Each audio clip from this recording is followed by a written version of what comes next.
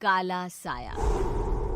यूं तो बनारस घाट अपनी खूबसूरती के लिए बहुत प्रचलित है, पर घाट के किनारे कई राज लिए बैठे हैं। ये कहानी शुरू होती है बनारस के घाट के पास बने ममता निवास से, जहां प्रिया लाल जोड़े में ममता के घर उसकी बहू बनकर आती है।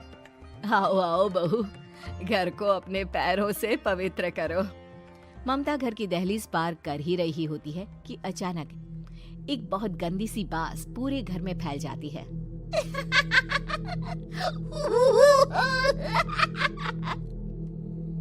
ये बदबू और ये आवाजें, ये कौन हंस रहा है माँ? अब ये पड़ोसी ना हमारे थोड़े अलग से है। कहाँ हम शाकाहारी और ये मांस मच्छी खाने वाले। छोड़, तू ध्यान मत दे और गृह प्रवेश कर।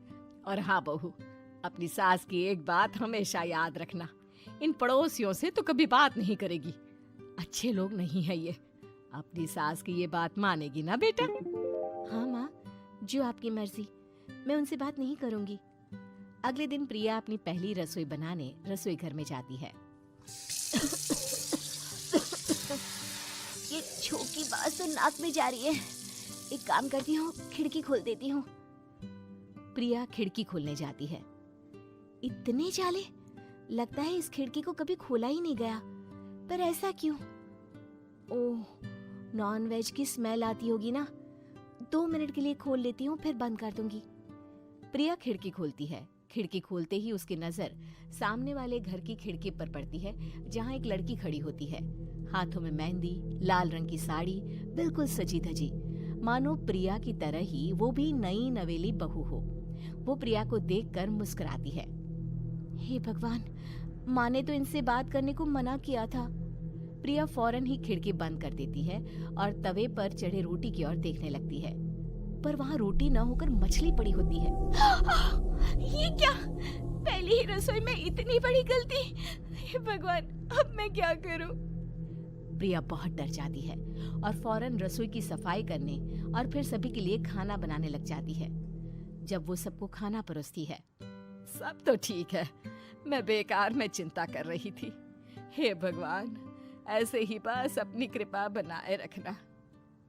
रात के वक्त जब सब सो रहे होते हैं, तब प्रिया को पायल की आवाज सुनाई देती है, जिससे उसकी आंख खुल जाती है। ये पायल की आवाज कहाँ से आ रही है? प्रिया उठकर उस आवाज के पीछे छत की सीढ़ियों तक जाती है। तभी उसे बच्चे के रोने की आवाज आती है। प्रिया छत पर जाती है तो क्या देखती है? वही लाल साड़ी वाली लड़की अपनी गोद में एक नवजात बच्चे को घुमा घुमा कर सुला रही है। तभी प्रिया की नजर उसके पेट पर पड़ती है। ओह गॉड, ये तो प्रेग्नेंट भी है। सुनिए, बच्चा सो नहीं रहा है क्या? मैं कुछ मदद करूं? नहीं नहीं, आपके घर वालों को अच्छा नहीं लगेगा, मैं संभाल लूंगी। स्नेहा की गोद से बच्चा हाथ मारकर प्रिया की गोद में आने को छटपटाने लगता है। दोनों घर अगल बगल में बने होने के कारण प्रिया उस बच्चे को गोद में ले लेती है। प्रिया के पास आते ही वो सो जाता है। बच्चे का वो स्पर्श रात भर प्रिया भूल नहीं पाती और अगली सुबह वो छत पर कपड़े सुखा रही होती है। तभी उसे एक औरत इशारा करके बुलाती है। स्नेहा कह रही थी बाबू तुम्हारी गोद में आते ही सो गया। मैं गौरी, स्नेहा की माँ हूँ। बहू, घर आना, बाबू को खिला भी लेना। शाम को जब घर पर कोई नहीं रहता, बच्चे से मिलने के लिए प्रिया छिपकर अपनी पड़ोसन के घर चली जाती है और कुछ देर बच्चे को खिलाकर वापस लौट आती है। इसके कुछ दिन बाद ही प्रिया को पता चलता है कि वो माँ बनने वाली है। ममता की खुशी का ठिकाना नहीं रहता।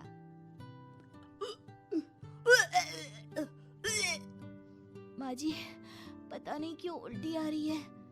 प्रिया भागती हुई वॉशरूम में जाती है तो हरे और लाल रंग की उल्टी करती है। उस उल्टी में से कीड़े निकलते हैं। ये क्या? खून और ये कीड़े! माँ! माँ! प्रिया की आवाज सुनकर ममता दौड़ कर आती है, पर बेसिन में कुछ नहीं होता। प्रिया हक्की बक्की रह जाती है। ये सब क्या हो रहा है? प्रिया घबरा जाती है और अपने कमरे में जाकर सो जाती है। डर के कारण वो इतनी थक जाती है कि उसकी आंख लग जाती है। तब उसे ऐसा लगता है उसके पेट पर मानो कोई बैठा हुआ हो। कौन हो? प्रिया के पेट पर एक 5 महीने की बच्ची बैठी हुई थी, जो बुरी तरह जली हुई थी। माँ, तुम ही मुझे लाई ना अपने पेट में। मैं तुम्हारी माँ नहीं हूँ। कौन हो तुम? माँ, देखो मैं जल गई बुरी तरह से। 6 महीने पेट में रहने को भी मुझे नहीं मिला। सहला दो ना माँ। बचाओ, बचाओ, माँ। ममता दौड़कर कमरे में आती है। प्रिया की बातें सुनकर वो सब समझ जाती है। तू कहीं बगल वाले घर में तो नहीं जाकर आई ना बहू? मुझे माफ कर दो, मैं गई थी माँ। उस घर में सब मरे हुए हैं बहू। कई साल पहले स्नेहा उस घर में बहू बनकर आई थी। कुछ ही दिन में वो एक बच्चे को जन्म देने वाली थी। पूरा घर बच्चे के आने की खुशी में खोया था कि एक दिन अचानक उस घर में आग लग गई। सब बुरी तरह जलकर मर गए। गौरी आज भी दादी बनने का इंतजार कर रही है और इसीलिए स्नेहा ने अपना अजन्मा बच्चा तुम्हारी कोख में डाल दिया। ममता ये कह रही होती है कि पीछे से उसके पैरों को एक बच्चा पकड़ लेता है। दादी, दादी। माँ, स्नेहा की गोद में यही बच्चा था। ये बच्चा कौन है फिर? तेरी मौत है।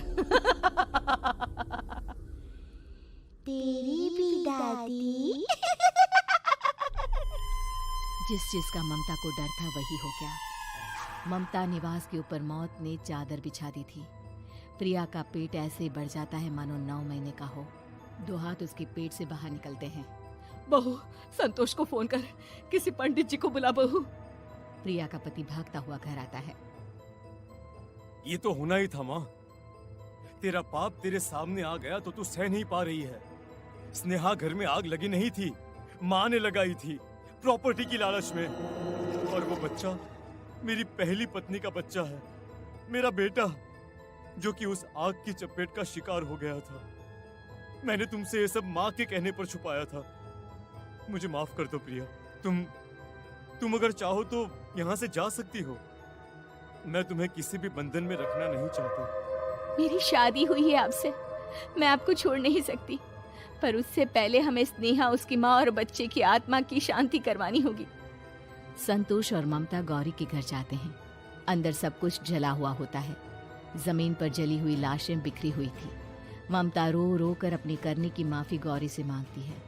प्रिया स्नेहा के घर वालों का अंतिम संस्कार करवा देती है और ममता निवास फिर से आत्माओं के साए से मुक्त हो जाता है।